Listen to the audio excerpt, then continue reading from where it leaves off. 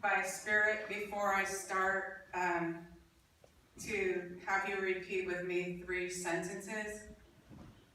One is, I am the loving God energy flowing through the universe. I am the loving God energy flowing through the universe.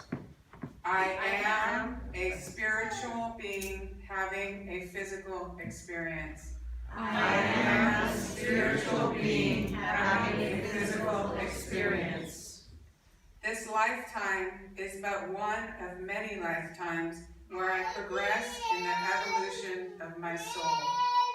This lifetime is but one of many lifetimes where I progress in the evolution of my soul. When we become aware of the divine energy that flows through us, this energy of the cosmos, the God energy, we have the free will to bring this energy to its full potential by doing the inner work to pave the way to live from our higher selves. When we are conscious of the divine within us, and we can fully connect with the divine outside of us, when we move our focus to the divine energy, it becomes apparent that reality is life and not form. Simply put, reality is the actual spiritual energy which flows through the universe, and form is what we are using to act out. People who are living from the lower ego tend to think that reality is that lamp or that bench, when reality is actually the energy running through all things that allows manifestation and movement. As we awaken our higher mind, our perception will shift to the awareness that reality is the energy of the cosmic and spiritual life, and we begin to see things from this perspective laid upon us. Reality is the God energy flowing through all things.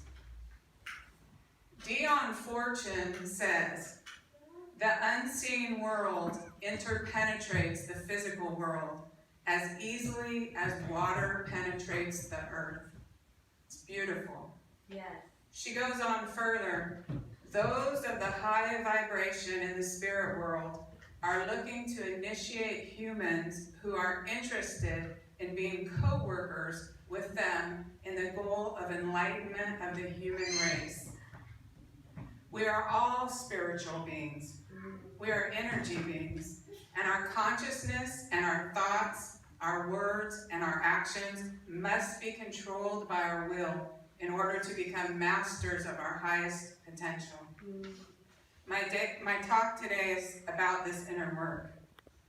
The lower self, the ego, and the desire self must be brought into subjection of the will in order for the God energy to fully manifest properly. And properly is the key word here. People can open up without doing the proper work, but this often results in a magnification of the lower ego flaws. In order to have the divine light flowing to its full God potential, we must do the work to have the ego and desire self be brought under the control of the will. So this connection with the divine can be had with or without the inner work. But if the inner work is not done, problems of personality or inability to deal with the awareness of higher realities may cause trouble. Why live from the higher mind? Bruce Lipton, PhD, is an amazing author and speaker. Bruce has done groundbreaking work in the study of subconscious programming and proving how this programming actually physically alters and sets up receptors on all of our body cells. Little antennas on the cells are actually physically programmed by our experiences. Bruce talks about early childhood programming and shows the mechanism where this programming is done in a physical way that actually begins in the womb. Bruce also shows that how more than 90% of our analysis of the world and our thoughts are subconscious. We are usually not even aware of what is driving our behavior and our actions. Bruce was asked what people could do if their programming was traumatic or the programming was negatively affecting their ability to function in the world. Bruce's answer was to awaken the superconscious mind and to live from there. Again, we awaken the superconscious mind by recognizing the divine within us, and in doing so, connecting with the divine outside of us. You have this divine energy within you now, or you would not even be alive. You can watch any of Bruce Lipton's lectures for free on YouTube. They are fascinating. What are some of the tools we need if we're going to live from our higher consciousness? We should develop the self-discipline to control our own minds through controlling our will, our thoughts, our words, and our actions. What does it mean to control the will? What does that mean?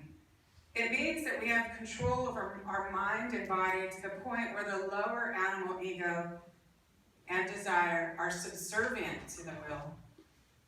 In some religions, the reason why people fast or give up something they enjoy for a given time period is to practice controlling the will and having the desires of the flesh to the level that the desires are the servant of the superconscious mind and not the master. What about thought control? Why control our thoughts?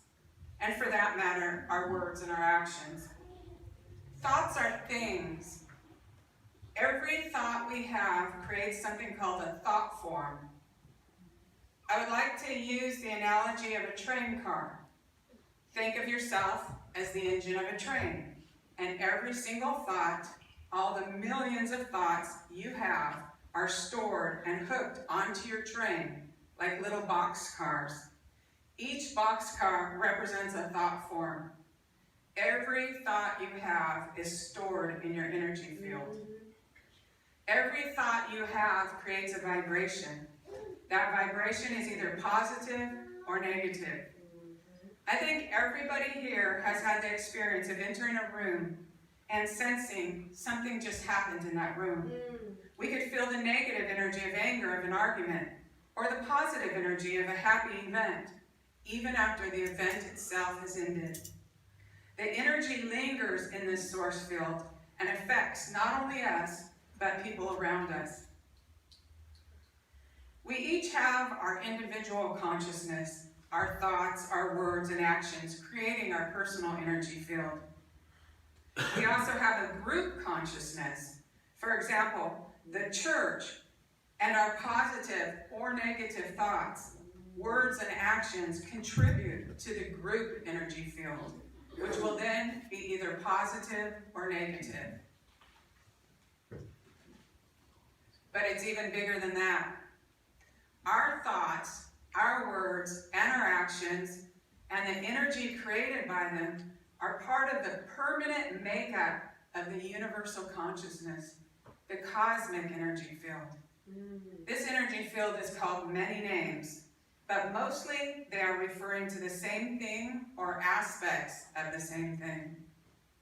And we have this universal consciousness where every thought we goes into that universal source field that affects all sentient beings and oceans, and affects the entire human race like an ocean of thought forms, of vibrational energy that we are making a contribution to with each thought in our minds.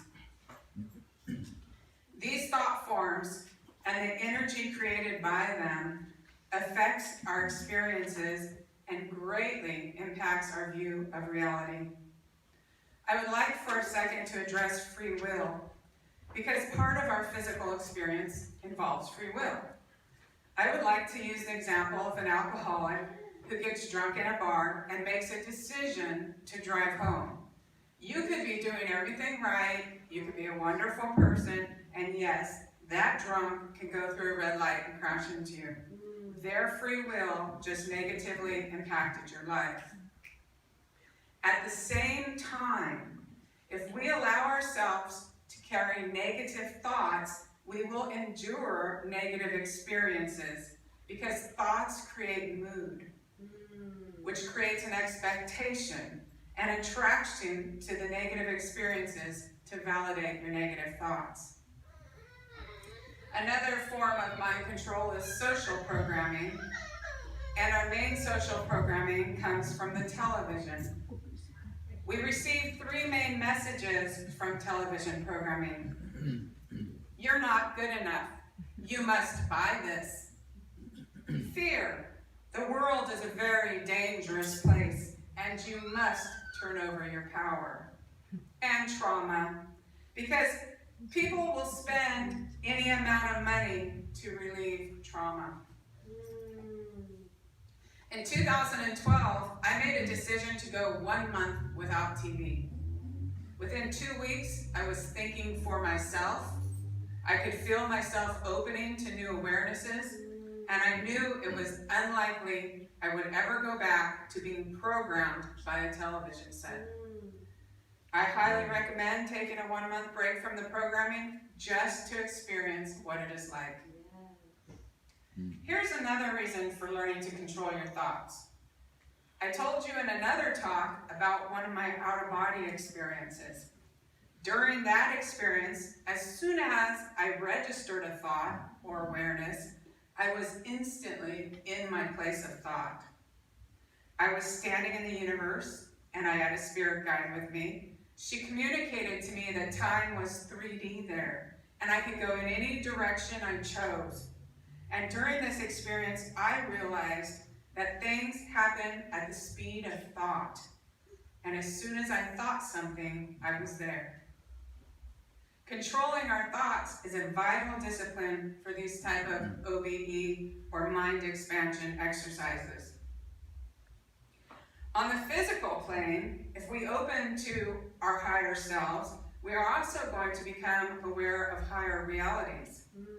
And it is important to be able to have enough control over our minds to focus and direct our experience rather than having our pre-programmed lower ego, meat body, freak out, or get scared. Meditation and conscious awareness of our thoughts will help if we choose to seek to control our minds. Words and actions put off even more energy than thoughts. But it is controlling the thoughts that will allow you to better control your words and actions, and to be able to recognize what may have triggered a reaction before, and to be able to act rather than react from our lower ego. Our actions can make a huge difference.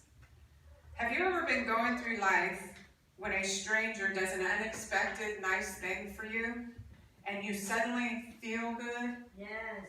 And your mood changes in a positive direction? I'd like to give an example. It was 1992, and it was shortly after my brother had been murdered, and I lived in Seattle, which is already a dark, gray, wet, bleak place. And I was driving down the hill, and the leaves were rustling. It was just my mood I could see in the environment. It was just gray and blustery. I pulled into a gas station, and I was struggling for money, being a single mother back then. And I had a feeling after my brother was murdered. When somebody experiences that, it's a new kind of feeling that somebody else in the human race would take a life on purpose. It's an awareness that was just disabling for me. And as I stood in the gas station and I pulled out my last $20 bill to get gas, the wind came and just blew it right out of my hand.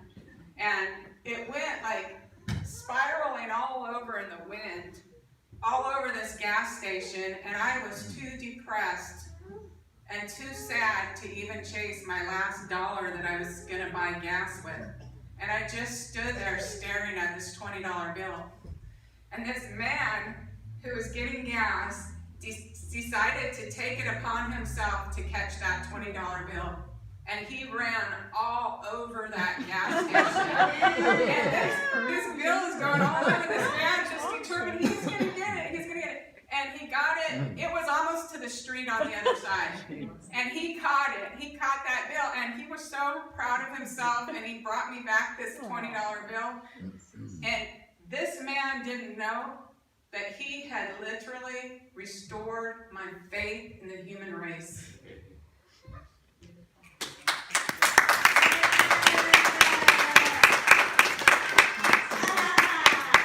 Yeah, so never doubt for a second that one kind act can make a huge difference, which was what John's speech was about several weeks ago. One kind act can change somebody else's life. All that energy created goes into our personal energy field and our group energy field and to the great ocean of macrocosmic energy, which is part of our universal consciousness. I think it is a good idea to be consciously aware in all our interactions with other people that the energy exchange should be positive whenever possible. It is a good way to live and keeps our energy field clear so that we can be receptive to the divine energy within us and outside of us. The issue of living from the superconscious awareness is not a cut and dry border.